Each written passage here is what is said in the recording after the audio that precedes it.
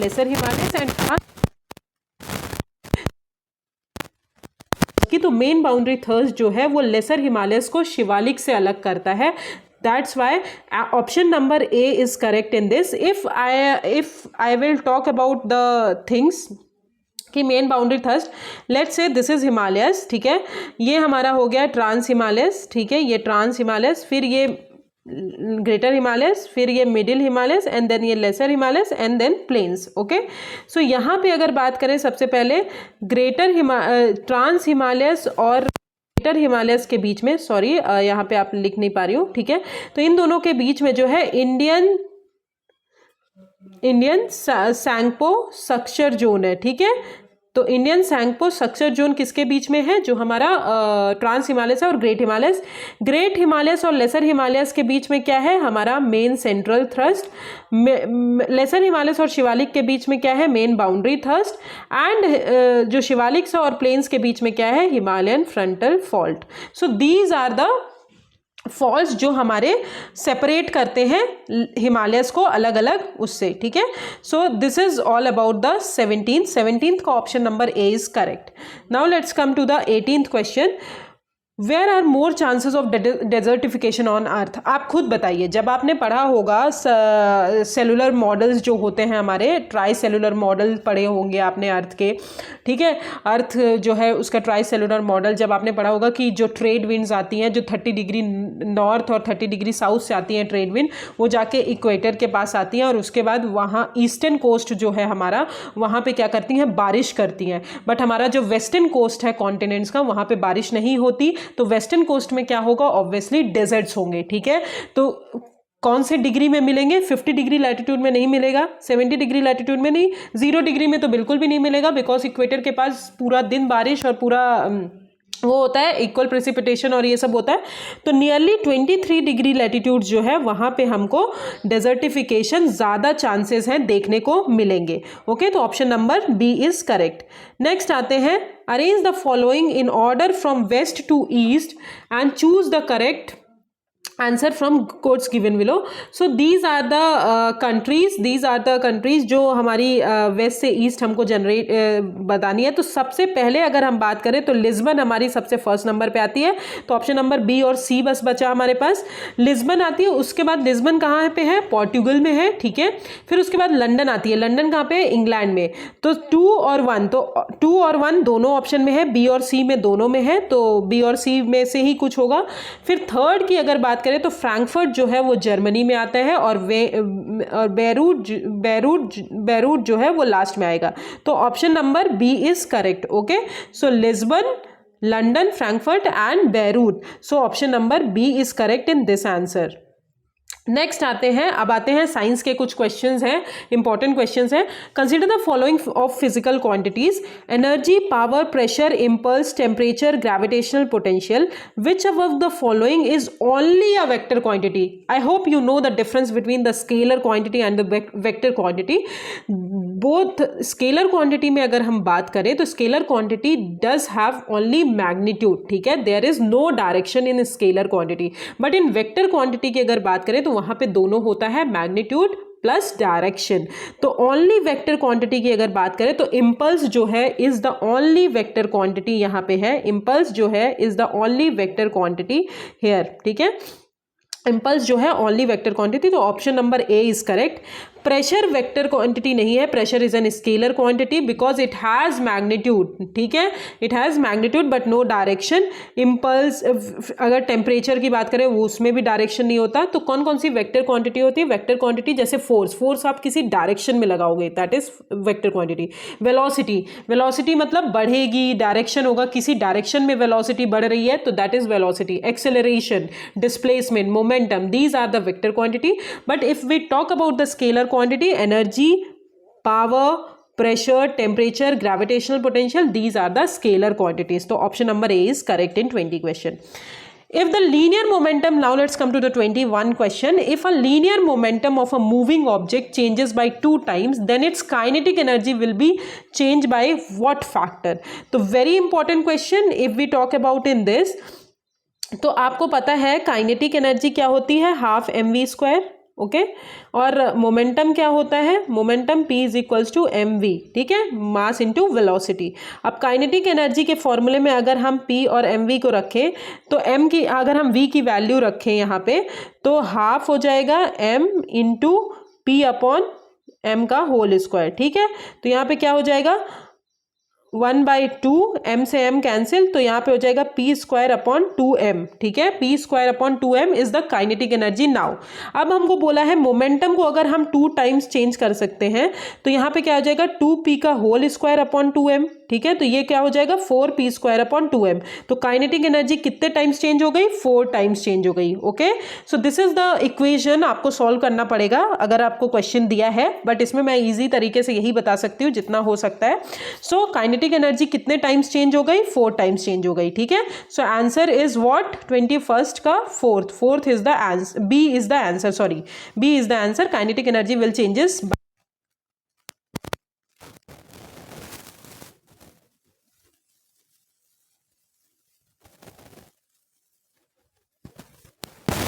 दो से ज़्यादा लिक्विड के बीच में, ठीक है, एक लिक्विड का साइज बहुत छोटा होता है जो डिस्ट्रीब्यूट हो जाता है ईच अदर से, ठीक है, डिस्ट्रीब्यूट हो जाते हैं एक दूसरे में। तो emulsion consist of what, option C is correct. अभी मैंने बताया कि 2 लिक्विड का मिक्सचर होता है emulsion, that is called 2 liquid, ठीक है। तो option number C is correct in this question. Okay, an emulsion consist of 2 liquid. अब आते हैं what happens to the weight of iron when it rust. आपको पता है जब भी आप आयरन की कुछ चीज़ें देखते हैं तो उसमें क्या जंग लग जाती है, ठीक है। जंग लगने के कारण क्या होता है, वहाँ पे आयरन में क्या होता है, ऑक्सीजन और वाटर मॉलिक्यूल्स जो हैं आयरन के वो कंबाइन हो जाते हैं आयरन एटम के साथ, जिसके कारण क्या होता है उनका वेट इंक्रीज हो जाता है। अब वेट इंक्रीज होगा क्योंकि आयरन जो है जब भी रस्ट लगती है तो वो एक्सपैंड होता है, ठीक है। तो एक्सटर्नल ऑक्सीजन जो है उसमें अटैच रहती है, जिसके कारण रस्टिंग बहुत स्लो प्रोसेस होता है।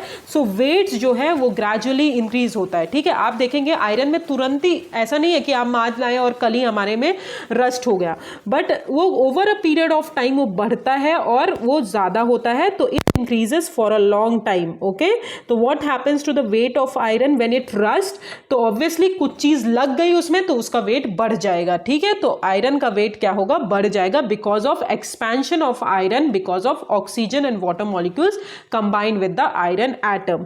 That's why what happens to the weight of iron, it increases for a long time. Okay, now let's come to the 24th question. 24th question की अगर बात करें, this is also related to the science but it is related to the more like कि ये किससे related है, ठीक है। तो सबसे पहले आपको पता होगा, इनमें से अगर कुछ भी नहीं पता तो इनहेरिटेंस तो आपको पता होगा, जेनेटिक्स होते हैं बिल्कुल, क्योंकि जेनेटिक्स से ही हमारा इनहेरिटेंस होता है। एनवायरमेंट आपको पता होगा, इकोलॉजी से होता है। तो if we go by the option तो बी का 4th होगा, बी का 4th। तो let's check in this, B का 4th 2 में मेंशन है, ठीक है। बी का 4th किस में मेंशन है, दोनों ऑप्शन में मेंशन है। अब हम सी का देख लेते हैं। सी का हमारा क्या है, एनवायरमेंट का इकोलॉजी है। अगर कोई भी नहीं पता तो ये दोनों तो आई गेस सभी को पता होते हैं। तो एनवायरमेंट का इकोलॉजी है, तो सी का 2 सिर्फ एक ही ऑप्शन में है, that is option number B. तो option number B is correct. मतलब एव्स का क्या होगा, Aves is from ornithology and fossils is for palaeobiology. Okay, so this is option number B is correct in this. Next question अगर बात करें, which among the following statement about lysosomes is not correct. Very important question, lysosomes is very important because ये क्या करते हैं, हमारे body में waste का डिस्पोजल करते हैं। तो let's go by the option. कौन सा नहीं करेक्ट है वो बोला है, मतलब 3 ऑप्शंस लाइजोसोम से ही रिलेटेड होंगे, एक ऑप्शन जो होगा वो लाइजोसोम से रिलेटेड नहीं होगा। तो फर्स्ट ऑप्शन है they are waste disposal system of the cell. Second option is they break down all inorganic materials. कल ही जब मैंने सेशन स्टार्ट किया था तो आपको बताया था कि ऑल, ऑलवेज, बिफोर, आफ्टर, इन चीज़ों पे आपको फोकस ज़्यादा करना चाहिए क्वेश्चन पे। Third option is these are also refer to as suicidal bags. Lysosome stop entry of foreign materials. Very correct. अगर हम ऑप्शन से जाए तो हमारा बी ऑप्शन हमको सीधे समझ में आ रहा है कि वो सही नहीं होगा, because they break down all inorganic materials को नहीं ब्रेक डाउन करते, ये ब्रेक डाउन करते हैं सिर्फ इंपॉर्टेंट ऑर्गेनिक मटेरियल्स को, जैसे for example carbohydrates, fats and proteins जो होते हैं, इन कॉम्प्लेक्स सब्सटेंसेस को ये ब्रेक डाउन करते हैं ताकि हमारी जो बॉडी है इनको एब्जॉर्ब कर सके। They are also called suicidal bags, इनको बोला जाता है। क्यों? क्योंकि ये सारे सेल्स जो हैं, बिकॉज अगर कोई सेल डैमेज हो जाए तो लाइसोसोम बस्ट हो जाता है और डाइजेस्ट कर लेता है सेल को इटसेल्फ। मतलब it is a like a dustbin type, कि डस्टबिन में आप डाल रहे हो सब कुछ और ये जो है हमको उससे प्रोटेक्ट कर रहा है, ठीक है। तो lysosomes can burst and digest the cell itself अगर सेल पूरी तरह डैमेज हो जाता है। तो lysosomes they are waste disposal system of the cell, very correct. They break down all inorganic materials, no, they break down only specific complex substances like protein, lipids and carbohydrates, nucleic acid.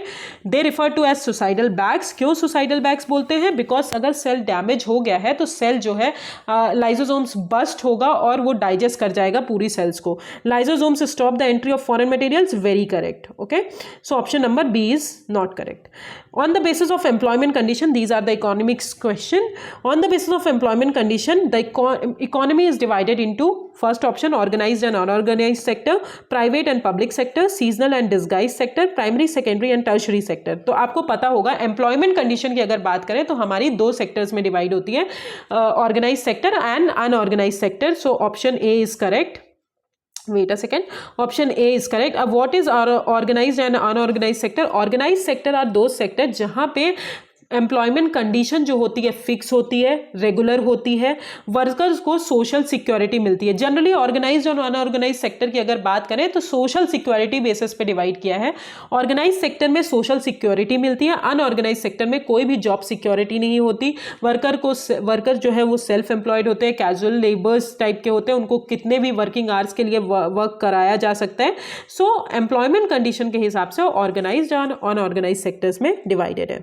अब Who among the following is known as architect of Indian planning? आपको पता है PC Mahalanobis, क्योंकि PC Mahalanobis जो है very important है 5 year plan के time पे, और इन्होंने फर्स्ट 5 ईयर प्लान भी लाए थे, ठीक है, जो कि एग्रीकल्चर पे बेस्ड था। तो which of the following is known as architect of Indian planning? PC Mahalanobis, ठीक है, बाकी सब नहीं है, याद रखिएगा PC Mahalanobis, because it is a very important question, okay, regarding 5 year plan. Next आते हैं, which among the following union territory of India has lowest sex ratio as per 2011 census. अब सेक्स रेशियो की अगर बात करें तो आपको पता है number of females upon number of males, मतलब मेल के कंपैरिजन में कितनी फीमेल्स हैं हमारे यहाँ, उसको हम मेजर करते हैं एज अ सेक्स रेशियो। अब सेक्स रेशियो की अगर बात करें तो सबसे, ये चारों यूटीज हैं, सबसे लोवेस्ट सेक्स रेशियो हमारा चंडीगढ़ का है, चंडीगढ़ का है, ठीक है। सबसे लोवेस्ट सेक्स रेशियो कहाँ का है? चंडीगढ़ का, विच इज 808, ठीक है, 818, और 876 हमारा अंडमान एंड निकोबार का है, 1037 हमारा पुडुचेरी का है, लक्षद्वीप का 946 है, ठीक है। तो हाईएस्ट पुडुचेरी का है, बट चंडीगढ़ का लोवेस्ट सेक्स रेशियो है, ठीक है। तो 28 का आंसर क्या होगा? ए होगा। नेक्स्ट आते हैं 29, in which of the following places are famous Ashoka's pillar found? पहला है सांची, दूसरा है सारनाथ, तीसरा है लौरिया नंदग्रह और फोर्थ है अमरावती। तो अगर हम बात करें तो अमरावती को छोड़ के बाकी तीनों जगह जो है हमारे अशोका के पिलर्स मिलते हैं, और ये मॉडर्न आर्ट का बहुत फाइन एग्जाम्पल्स है, बिकॉज जो पिलर्स होते हैं वो पॉलिश्ड सैंडस्टोन से बने होते हैं, जिसमें बुल्स, लायन, एलिफेंट हर चीज़ दिखाई जाती है। और सारनाथ का pillar is the most important pillar, बहुत इंपॉर्टेंट पिलर है, जहाँ पे 4 लायंस चारों डायरेक्शन में देखते हुए दिखाते हैं। और सारनाथ का पिलर एक जगह इंडिया में भी यूज होता है, आप मुझे बताइएगा इंडिया के किस चीज में यूज होता है, ठीक है, ये कमेंट सेक्शन में आप मुझे बताइएगा। सो option number 1, 2, 3 is correct. Amravati is not Amravati school of art Gupta period के टाइम पे आया था, टेम्पल आर्किटेक्चर। अमरावती जो हमारा आया था वो हमारा जनरली गुप्ता पीरियड के टाइम पे ज़्यादा फेमस हुआ था, बट सांची, सारनाथ और लौरिया नंदग्रह जो था ये हमारे अशोकास पिलर हैं। So option number C is correct. Next आते हैं 30, which is the last question of today's session. So consider the following events and arrange them in chronological order. Very important question. Chronological order की अगर बात करें, first है construction of 2.5 Din Ka Jhonpra, second construction of Quwwat ul Islam mosque, construction of Siri fort, construction of Sultan Ghari. अब आपको पता है कि सिरी फोर्ट जो है वो हमारा खिलजी डायनेस्टी के टाइम पे आया था, तो सिरी फोर्ट जो है वो खिलजी डायनेस्टी के टाइम पे आया था, तो ये सबसे लास्ट में आएगा, ठीक है। तो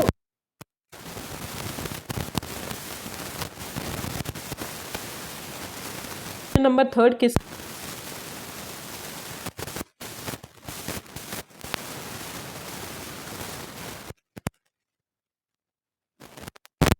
1197 में ऐबक डायनेस्टी आई थी। कुतुबुद्दीन ऐबक ने कुवात उल इस्लाम बनाया था, फिर उसके बाद मॉस्क बनाया था, फिर उसके बाद 2.5 दिन का झोपड़ा आया था। कब आया था? 1200 से लेकर 1210 में, जिसको किसने बनवाया था? ऐबक ने ही बनवाया था।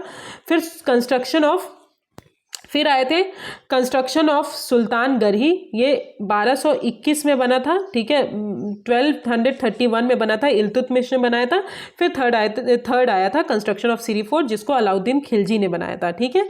तो these are the options, let's check the options.